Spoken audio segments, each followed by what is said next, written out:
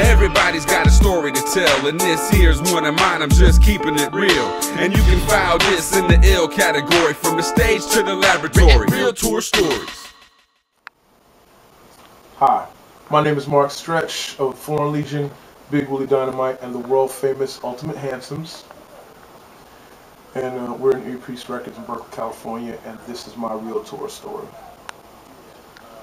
So we're in Brighton Beach, and it's been a long, hard tour. The money hasn't really been right, and we've been crisscrossing back and forth across the country, and we're all super worn thin. But we get to the venue, and the venue's nice. The venue's big.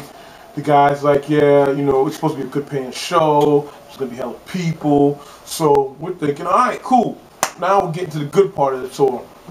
So everybody rocks. Now that night, I'm performing with Foreign Legion and DJing for Azim, and kind of DJing the tour. So I'm working hard, and I know I'm gonna get paid at the end of the night. So we do the show, and the place is like a quarter full.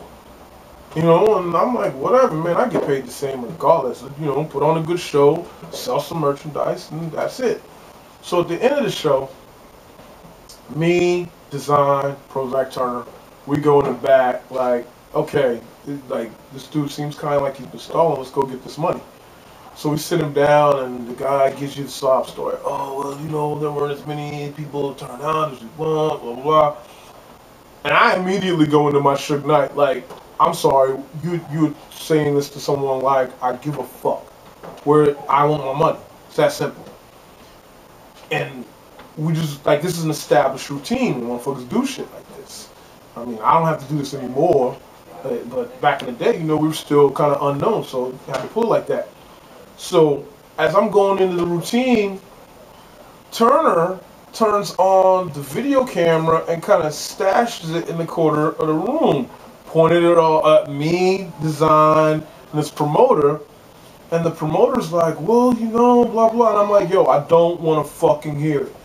If this is just going to turn into a problem, then it's going to turn into a problem. But either way, whether it means I'm taking these turntables and all this equipment, or your car, or your broad, or whatever, I'm getting my money. I did the show, you need to pay me. So you get up and leave. When I leave, Zach and Keith launching this whole thing like, yo, you have to pay him. We can't afford to let him go to jail again. And guys, what do you mean? Like, yo, he just got out of prison for the 3rd time. The last guy that didn't pay us, he threw him through a plate glass window on the 3rd floor. I have the video. This dude goes fucking pale, stuttering the whole shit. Like, well, and they're like, yo, we don't care what you have to do. You have to do it. Like, the last time that he spazzed out, this guy got thrown out of a plate glass window. He punched Keith in the face. Like, they made this huge story up, and this dude is scared out of his mind. And so I'm waiting downstairs.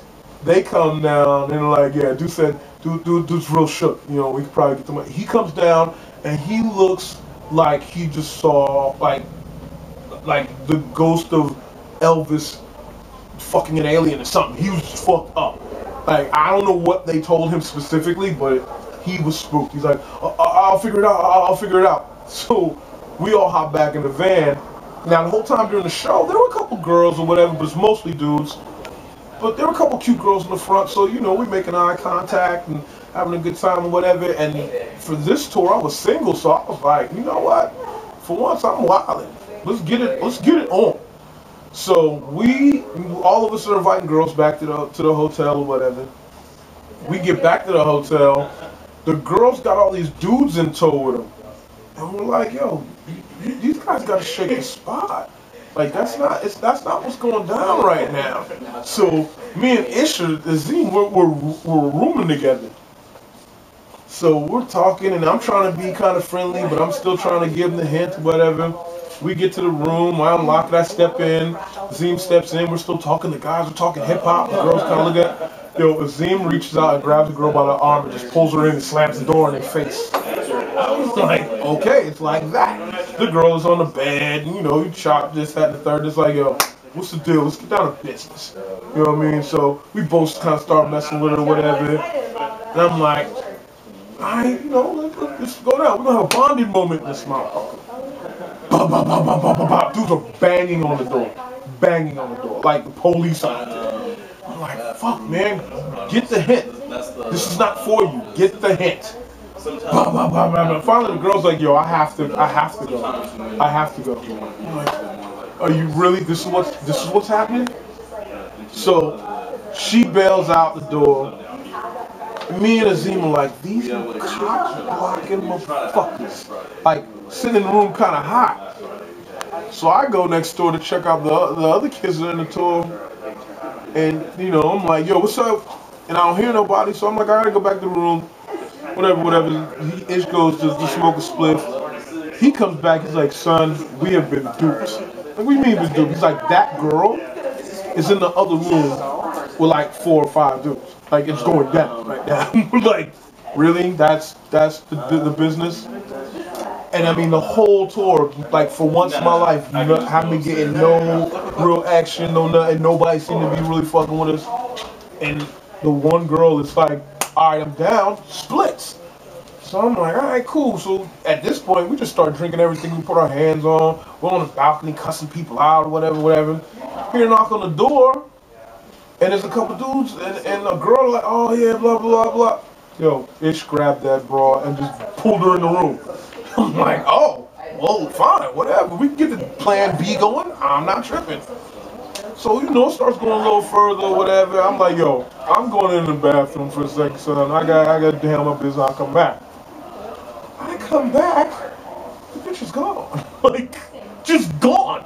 Like, I didn't hear her leave, no nothing. I'm like, yo, what the fuck happened? He's like, yo, the dudes came back, and she blah, blah, blah, and she's just gone. And I just lost it. I was on the balcony cussing people out when they left, like just making an ass of it.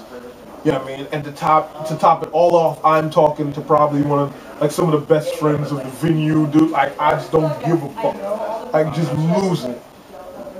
And if you if you ever go on Azim's blog, he has an entry called "The Night That Marc Stress Lost His Mind." That's the night. Oh, and by the way, the dude did get our money. The next day, he was peeling off ones if he had to. That motherfucker was getting our bread. That's my tour story.